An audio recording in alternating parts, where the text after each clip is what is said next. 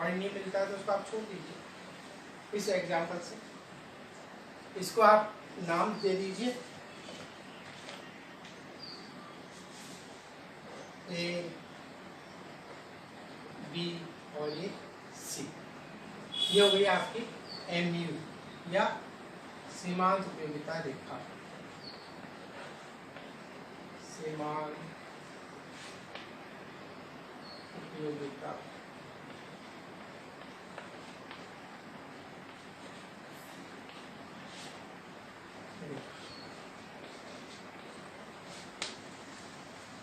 इसकी सुंदरता को बनाए रखने के लिए बिल्कुल अच्छा लगे डायग्राम, हम इसके चारों तरफ बाउंड्री बनाए थे।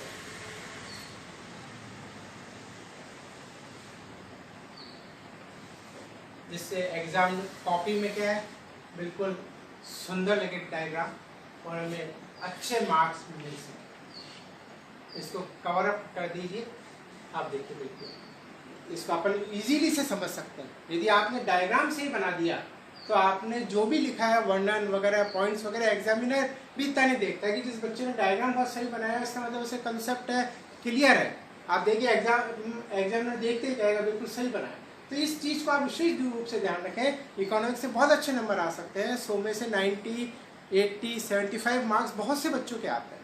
तो हमें यदि हम इंटरेस्ट से इसको पढ़ते हैं तो बहुत ईजी है और इसमें ज़्यादा रखने की आवश्यकता नहीं होती। हमें समझना है कि हम जैसे जैसे किसी इकाई का उपभोग कर रहे हैं वैसे वैसे आप देखिए हमारी क्या है सीमांत उपयोगिता घटती जाती है। ये हमने इस डायग्राम में बताया है। एक पर आप देखिए 5 इकाई के बराबर हमें सीमांत उपयोगिता प्राप्त हुई। जैसे हम दूसरी रोटी का सेवन करते हैं हमारी सीमांत उपयोगिता घट के रह गई 3।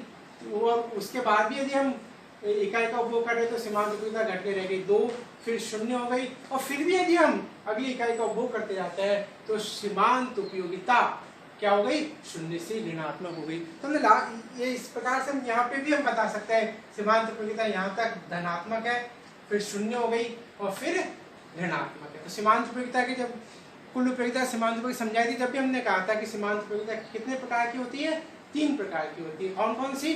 धनात्मक, 0 और ऋणात्मक। आप चाहे तो यहाँ पर इसके पॉइंट्स भी बना सकते हैं। ये 5, ये 3, ये 2, ये 4, ये 0 है और ये माइनस।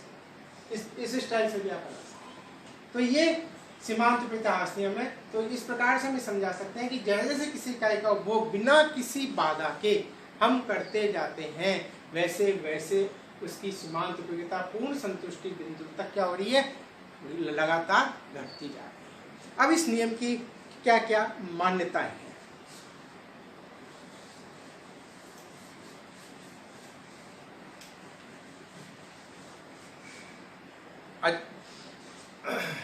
मान्यताएं, assumptions।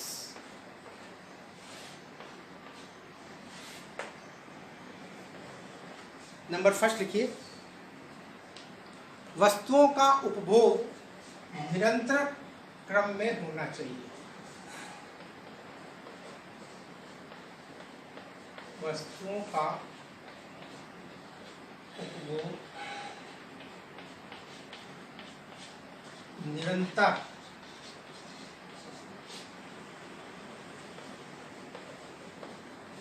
होना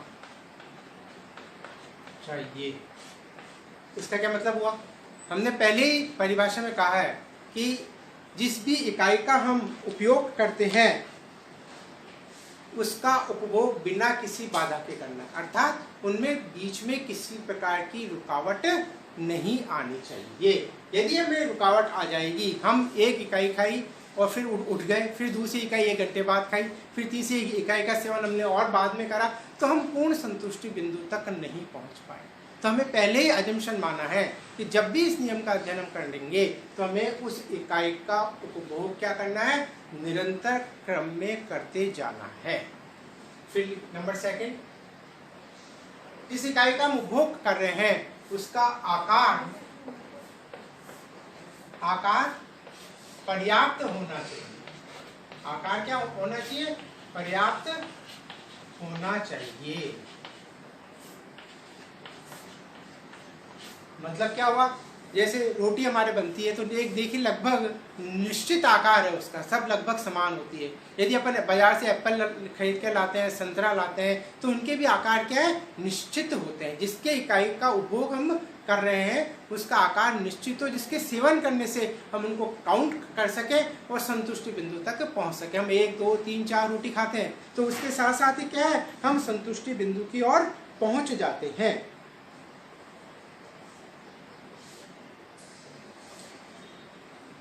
थर्ड, उपभोग की इकाइयां।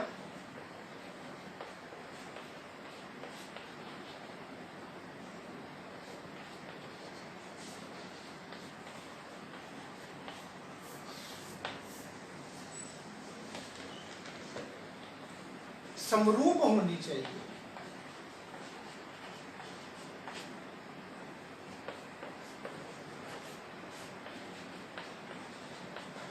जिस भी इकाई का हम उपभोग कर रहे हैं वह इकाई क्या है, एक जैसी होनी चाहिए। फिर लिखिए 4 पॉइंट। वही अन्य बातें समान रहने के जो बिंदु है वो भी इसके अंतर्गत आएंगे। उपभोक्ता का स्वभाव, रुचि, फैशन इत्यादि में कोई परिवर्तन नहीं होना चाहिए।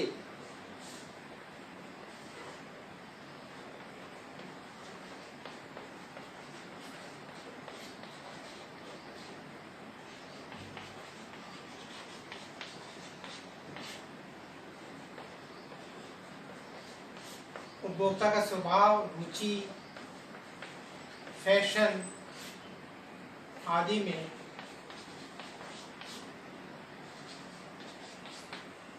कोई परिवर्तन नहीं होना चाहिए।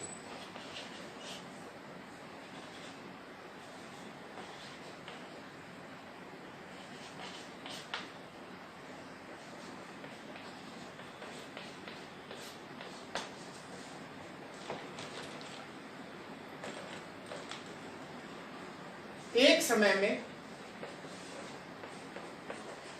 समय में एक व्यक्ति की आवश्यकता का ही अध्ययन, एक व्यक्ति की आवश्यकता का ही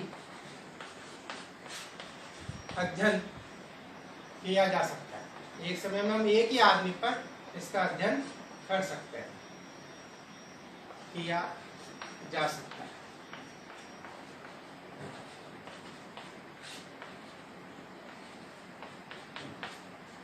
तो ये कुछ अजम्पशंस हैं जो इस नियम के अध्ययन करने के लिए हम क्या करते हैं, मानते हैं।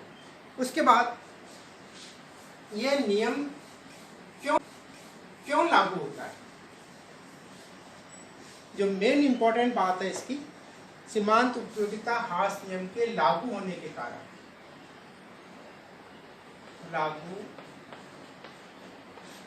होने के कारण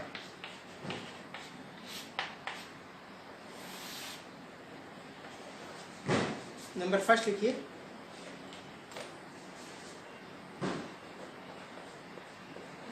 आवश्यकता की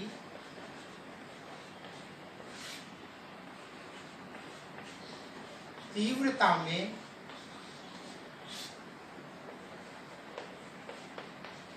कमी। अब आप देखिए, जैसे जैसे हम किसी वस्तु का उपभोग कर रहे हैं वैसे वैसे उसकी क्या हो रही है, उपयोगिता घटती जा रही है, आवश्यकता घटती जा रही है। यदि ऐसा होता कि हम एक रोटी का सेवन कर रहे हैं, दूसरी इकाई का सेवन कर रहे हैं, तीसरी इकाई का सेवन कर रहे हैं और हमारी क्या हो, आवश्यकता और बढ़ जाए, हमें भूख क्या लगे और तीव्र गति से लगने लगे, लेकिन ऐसा नहीं होता है। जैसे जैसे किसी इकाई का हम उपभोग करते जाते हैं हम संतुष्टि बिंदु की ओर अग्रसर होते जाते हैं, अर्थात उसकी आवश्यकता क्या है, घटती जाती है। यदि आवश्यकता घटती नहीं और बढ़ती तो हमारे लिए बड़ी समस्या उत्पन्न हो जाती है। इसलिए हम कहते हैं कि जैसे जैसे किसी वस्तु का हम उपभोग करते हैं वैसे वैसे उसकी आवश्यकता क्या है, घटती जाती है, उसकी तीव्रता क्या है, कम होती जाती है और हम संतुष्टि बिंदु तक पहुंच जाते हैं। तो ये मेन बात है कि सीमांत उपयोगिता ह्रास नियम घटना क्यों हुआ, क्योंकि उसकी आवश्यकता की तीव्रता क्या हो रही है, कम होती जा रही है, घटती जा रही है और सीमांत उपयोगिता ह्रास नियम लागू हो जाता है। सेकंड पॉइंट, आवश्यकता की संतुष्टि होना। आवश्यकता की संतुष्टि, क्या मतलब हुआ आवश्यकता की संतुष्टि का? कि जैसे जैसे हम किसी इकाई का उपभोग कर रहे हैं उसकी तीव्रता भी घट रही है और उसकी तीव्रता की घटने के बाद हम एक संतुष्टि, जो पूर्ण संतुष्टि बिंदु है, उस बिंदु तक पहुंच जाते हैं और उसके बाद हम उपभोग करने के लिए साफ मना कर देते हैं कि हम और किसी इकाई का उपभोग नहीं कर सकते। आप देख लीजिए, जब भी आप खाना खाने बैठेंगे हम सैचुरेशन पॉइंट तक पहुंचते हैं और अपने खाना खाते ही, पेट भरते ही हम क्या कहते हैं, अब हम बिल्कुल नहीं लेंगे। तो इसका मतलब क्या हो गया, हम संतुष्टि बिंदु तक पहुंच गए। तो ये मेन दो वजह तो ये है कि आवश्यकता की तीव्रता में कमी आना और तीव्रता में कमी के साथ साथ हम जब तक इकाइयों का उपभोग करते हैं जब तक हम संतुष्टि बिंदु तक नहीं पहुंच जाते। तो सीमांत उपयोगिता ह्रास नियम लागू होने के क्या कारण रहा मेन, यदि आवश्यकता घट रही है और आवश्यकता घटने के साथ साथ हम क्या हो रहे हैं, हम संतुष्टि बिंदु तक पहुंच रहे हैं। और उसके बाद एक पॉइंट और है, वस्तु का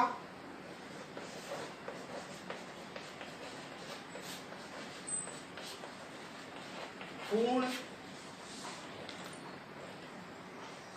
स्थानापन्न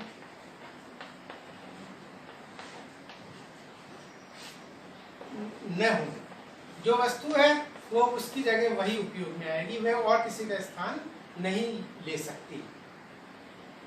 पूर्ण स्थानापन्न न होने, ये तीन वजह है जिसकी वजह से सीमांत उपयोगिता ह्रास नियम क्या होता है, लागू होता है। कौन कौन सी वजह है, इसको बहुत अच्छे ढंग से आप कर लीजिए, कभी कभी 4 नंबर के प्रश्न में भी ये आता है कि क्यों सीमांत उपयोगिता ह्रास नियम लागू होता है। तो बिल्कुल सिंपल सी बात है, हमें समझना है, रटना नहीं है। रटने के यदि हम रखे पॉइंट्स तो अपन वर्णन अपने शब्दों में करना है, पॉइंट्स को आपको ध्यान रखना है। सबसे बड़ी बात, आवश्यकता क्या है, रोटी कपड़ा मकान, अपने पहले भी कहा है आवश्यकता हमारी है क्योंकि उपभोग के क्षेत्र में इस नियम का अध्ययन होता है। तो उपभोग के क्षेत्र में हमारी आवश्यकता है, हमें हमारी उपभोग की वस्तुओं का उपभोग करना है और जो भी हम चीज का उपभोग करेंगे उसकी आकार निश्चित होता है, ये हमने पहले समझ लिया है। तो जैसे जैसे उस इकाई का उपभोग करते जाते हैं उसकी तीव्रता में क्या हो रही है, कमी होती जा रही है और जैसे जैसे उसकी तीव्रता घट रही है वैसे वैसे क्या हो रहा है, हम उस अगली इकाई तक संतुष्टि बिंदु तक पहुंच जाते हैं और जैसे ही संतुष्टि बिंदु तक हम पहुंच जाते हैं उसके बाद क्या है, हम उस इकाई का उपभोग करना बंद कर देते हैं। उसके बाद हम साफ मना कर देते हैं कि हम और इकाई का उपभोग नहीं करेंगे। इसके बाद आता है इस नियम के अपवाद कि कहां कहां पर यह नियम लागू नहीं होता है।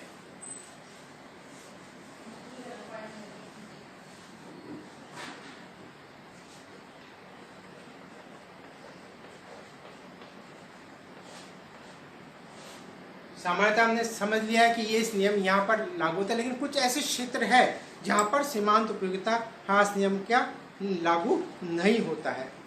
यदि उपभोक्ता वस्तु की इकाइयाँ छोटी है, उपभोग वस्तु की इकाइयाँ क्या है, सूक्ष्म है। कैसे, इकाइयाँ क्या है, सूक्ष्म है या छोटी है, तो हम उसके सेवन करने से संतुष्टि बिंदु तक नहीं पहुँच पाते हैं। जैसे आप सपोज करिए हम ड्रॉपर से अपने मुंह में पानी की एक एक बूंद डालें और क्या हम संतुष्टि बिंदु तक पहुंच जाएंगे, उससे नहीं पहुंच पाएंगे।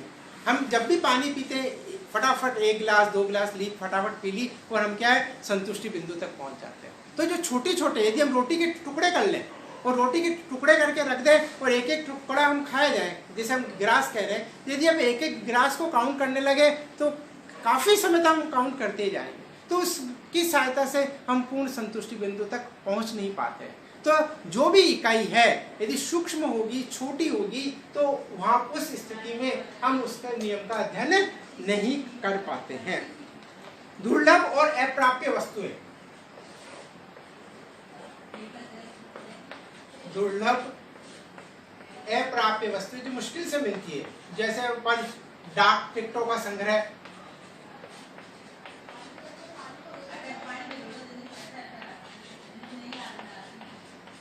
इनकी उपयोगिता क्या होती है? जो हम संग्रह करते हैं, आप देखते हैं म्यूजियम्स में दुर्लभ मूर्तियां पड़ी है, वो जो दुर्लभ मूर्तियां हैं, डाक टिकटों का संग्रह है, उनकी उपयोगिता क्या होती है? बढ़ती है।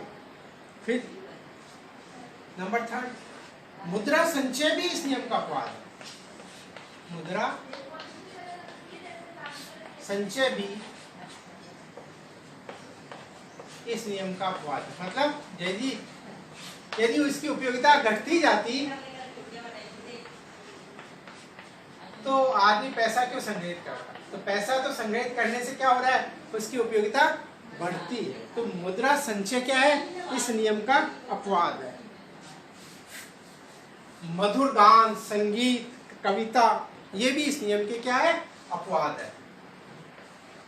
मधुर गान, संगीत, कविता, आप देखते हैं लता मंगेशकर, मोहम्मद रफ़ी, जितने भी ओल्ड सिंगर्स हैं, उनके गाने आज भी सदाबहार गानों के नाम से जाने जाते हैं। तो इनकी उपयोगिता क्या हो रही है? बढ़ती जाती है। मादक पदार्थों पर भी यह नियम लागू नहीं होता। मादक पदार्थों का सेवन भी, मादक पदार्थों का सेवन भी इस नियम का अपवाद है।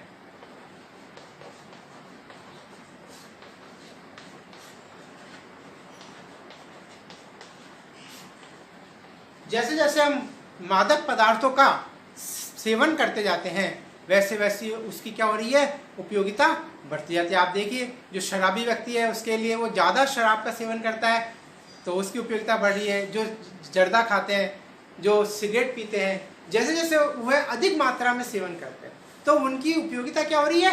बढ़ती जा रही है। तो ये कुछ नियम के अपवाद है जहाँ पर ये सीमांत उपयोगिता ह्रास नियम लागू नहीं होता है।